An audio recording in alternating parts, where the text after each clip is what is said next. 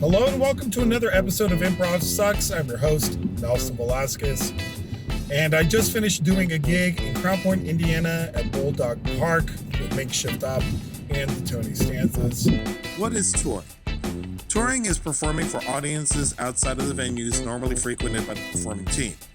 Typically, those performances are out of town and in non-black box venues. One of the things you got to keep in mind when you're doing a show outside of a black box is that your audience is not captive, and you need to adjust your show to fit the new surroundings.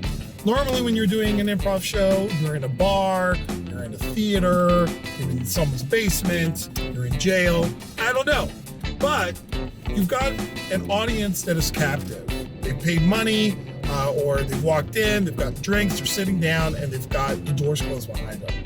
In this situation today, we played in an open air pavilion. And this pavilion was having a bunch of vendors there, and they were people roaming in and out. So nobody was there to truly watch us. So we adjusted the show so that we directly pointed people out. We were like, you, sir, what is something, blah, blah, blah, blah. We got the suggestion that way. So adjust your show to fit your environment. Since you're going to be in an unideal environment like an outdoor pavilion, you also need to keep in mind that your sound is probably going to be horrible. Keep that in mind. We were lucky enough this time around that we were actually mic'd up with lavalier mics. But honestly, the venue was so big and the speakers overhead were pointing directly down and sending the sound directly to a polished concrete floor, and we had reverberation going on everywhere. I'm not sure anybody heard us beyond maybe 20 feet in front of us. And the first row of people was about 10 feet away. So it kind of gives you an idea of how much we actually probably were heard during our show. So understand that your sound is probably going to be bad and do your best to adjust for it. If you can, try to get somebody to run your sound and bring your own sound if you're capable of doing it, depending on the gig.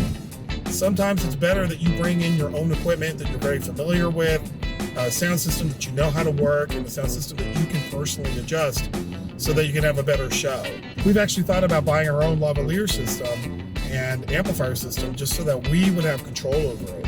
It does add a little additional overhead as a result of having to bring all your own stuff, having to set it up, having a mic check, and having to have a person run it. But the end result might be completely worth it. One thing we ended up doing, we did 3 sets today.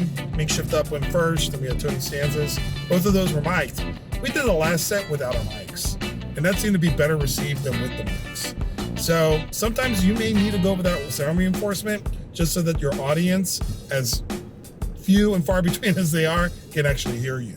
Another thing to keep in mind when you're doing these kind of gigs where you're outdoors is to make sure that you check in with your fellow actors. Make sure that those things that we've talked about, like eye contact, listening, using your body, all those things that you use normally in a regular stage have to be 25-fold when you're in an outdoor or in a non-black box theater space. All of those are going to be cues for your fellow actor to react and to support you when they can't necessarily hear you, see you, or feel you when you're up on stage. So connect with your partners. In these scenarios where you may have an audience that is roaming around, this is a time for you to engage them as much as possible. Talk to the people as they walk by before and after your set, sometimes even during your set, and get to know them. If you do that little bit, that might get them to stick around and become a captive. And by captive, I don't mean that you're kidnapping them. I just mean they're going to stick around and watch you play. So share with me, what situations have you been in where improv was unideal to perform in? Where the audience was not paying attention, or the sound was horrible, or the venue wasn't that great, or the lighting was non-existent? What did you do to mitigate those situations? And what advice would you give others who find themselves in similar precarious situations like that? Let me know in the comments below. If you liked this video, give it a thumbs up. If you like this video, please share it amongst your friends. Feel free to subscribe to this channel.